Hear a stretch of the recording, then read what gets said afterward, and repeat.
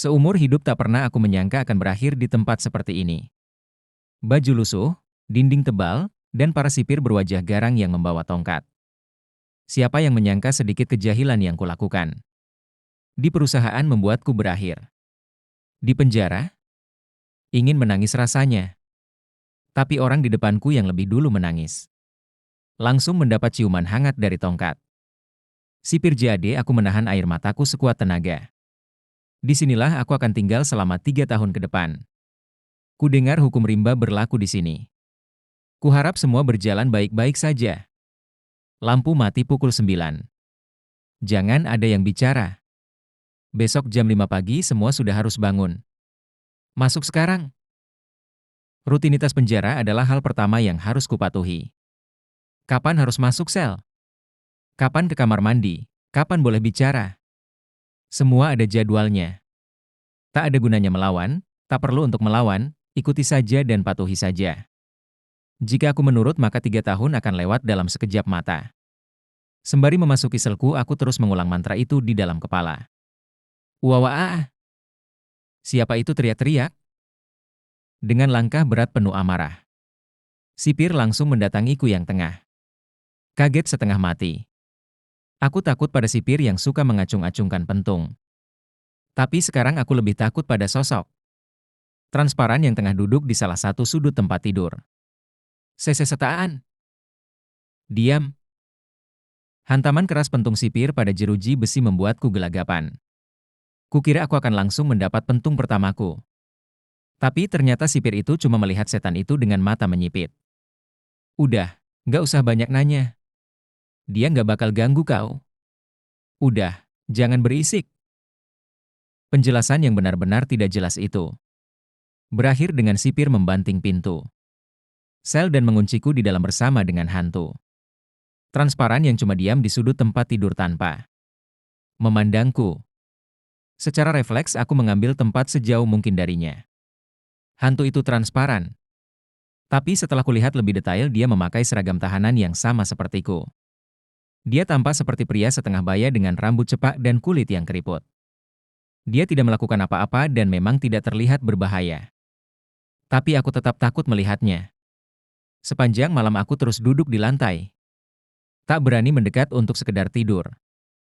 Saat pintu sel dibuka di pagi hari aku buru-buru keluar dan meminta pindah sel. Tapi sipir malah memukulku dengan pentungannya. Kukira aku akan terus terjebak dengan si hantu di kamar itu. Tapi ternyata aku salah, dia malah mengikutiku keluar. Sel 1-5, bersihin taman belakang. Aku langsung mengikuti barisan dan betapa kagetnya aku saat hantu itu mengantri di belakangku. Aku merasa keringat dingin membasahi tengkuk. Tapi tahanan lain malah biasa saja seolah tak melihat hantu itu di belakangku. Udah lama dia di sini? Jawab salah satu tahanan saat aku bertanya tentang hantu itu. Aku udah di sini 10 tahun. Sejak hari pertama sampai sekarang dia terus aja ikutin kegiatan penjara. Benar katanya, saat kami pergi sarapan dia ikut sarapan. Bahkan napi yang bertugas membagikan sarapan pura-pura. Memberikan piring transparan untuknya. Yang paling mengherankan adalah semua orang bersikap seolah keberadaannya biasa saja. Apa aku yang gila karena menganggap keberadaan hantu tidaklah wajar? Namun hantu itu benar-benar tidak mengganggu siapa-siapa. Dia makan, bekerja, dan masuk sel tahanan seperti semua napi yang lain. Tak ada yang perlu dikhawatirkan tentangnya. Dan perlahan-lahan aku pun mulai mengabaikannya. Setelah 3 tahun berlalu aku bahkan tak lagi memikirkannya. Tanpa terasa masa tahananku akan berakhir beberapa hari lagi. Aku sudah begitu terbiasa dengan penjara. Sampai-sampai sempat tersirat untuk tetap di sini. Namun, godaan dunia luar sudah sangat tak tertahankan.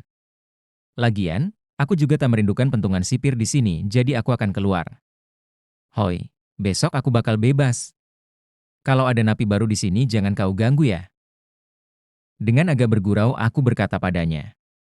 Hantu itu sama sekali tak pernah bicara atau berinteraksi dengan siapapun.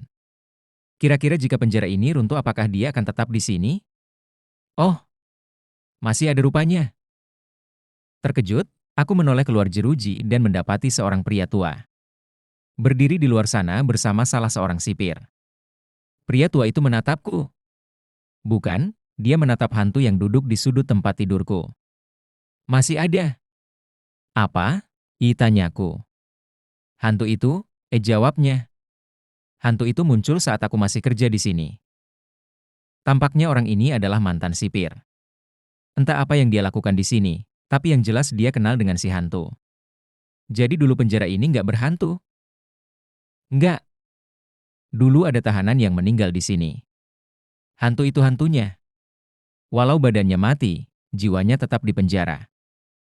Pria tua itu menggeleng-geleng yang membuatku penasaran. Memangnya kapan orang itu di penjara? Berapa lama? Biasanya aku sudah akan dipukul karena bertanya sebanyak itu. Tapi tampaknya sipir yang menemani Pak Tua ini juga penasaran dengan pertanyaanku. Aku ingat. 14 Februari. Aku ingat karena itu hari Valentine.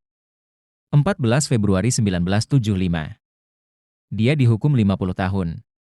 Karena membantai pasangan suami istri. Dia cuma dipenjara 5 tahun sebelum meninggal. Serangan jantung. Dia menggeleng penuh kasihan sementara pikiranku melayang begitu cepat. Besok adalah 14 Februari 2025. Tepat 50 tahun sejak hantu ini dipenjara sekaligus hari aku bebas. Apakah cuma kebetulan? Pertanyaan itu terus berputar di kepalaku semalaman. Entah untuk apa aku peduli akan hal itu, tapi besok aku akan mendapat jawabannya. Benar dugaanku, saat sipir memanggilku untuk mengurus berkas. Hantu itu mengikutiku. Para sipir melihat hantu itu keheranan, tapi tak melakukan apa-apa. Aku mengurus berkas-berkasku lalu berganti pakaian. Dengan ini secara resmi aku bebas dari penjara. Saat aku melihat ke belakang, betapa terkejutnya aku saat melihat hantu itu tak lagi mengenakan baju tahanan. Dia menggunakan pakaian jadul khas orang zaman dulu dengan sendal jerami ala petani. Aku dan para sipir mengikutinya berjalan keluar menuju gerbang. Rasanya seperti melihat keajaiban. Hantu itu tak pernah menunjukkan ekspresi apapun. Tetapi apa yang kami lihat adalah ekspresi bahagia saat hantu itu berdiri menunggu gerbang terbuka. Sipir penjaga gerbang pun membuka gerbang untukku, untuk kami berdua. Rasanya belum pernah aku melihat ekspresi bahagia semurni yang hantu itu tunjukkan saat melangkah ke dunia bebas. Dia merentangkan kedua tangannya dan mulai menangis dengan senyum.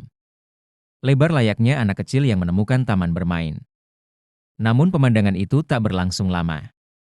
Perlahan tubuh transparannya mulai berkilau dan kemudian memudar layaknya gelembung yang terbang ke udara. Dari kaki, pinggang, hingga kepala. Sisa-sisa tubuhnya menyatu dengan udara hingga lenyap seutuhnya dari pandangan mata. Kami baru saja menyaksikan pemandangan langka. Setelah 50 tahun akhirnya dia bebas. Meski tubuhnya sudah lama mati. Jiwanya menoleh pergi ke akhirat dan terus menjalankan hukuman. Apakah dia benar-benar merasa bersalah sampai tak ingin dibebaskan sebelum waktunya? Entahlah, tak ada yang tahu. Saat mengendarai mobil jemputan yang akan membawaku pulang, aku menoleh ke belakang untuk melihat siluet penjara untuk terakhir kali. Aku bersumpah dalam hati, aku tak mau kembali lagi ke tempat ini. Aku tak akan berbuat jahat lagi, aku akan hidup dengan jujur. Aku tak mau jiwaku menjadi hantu yang terus terpenjara akibat perbuatan bodohku.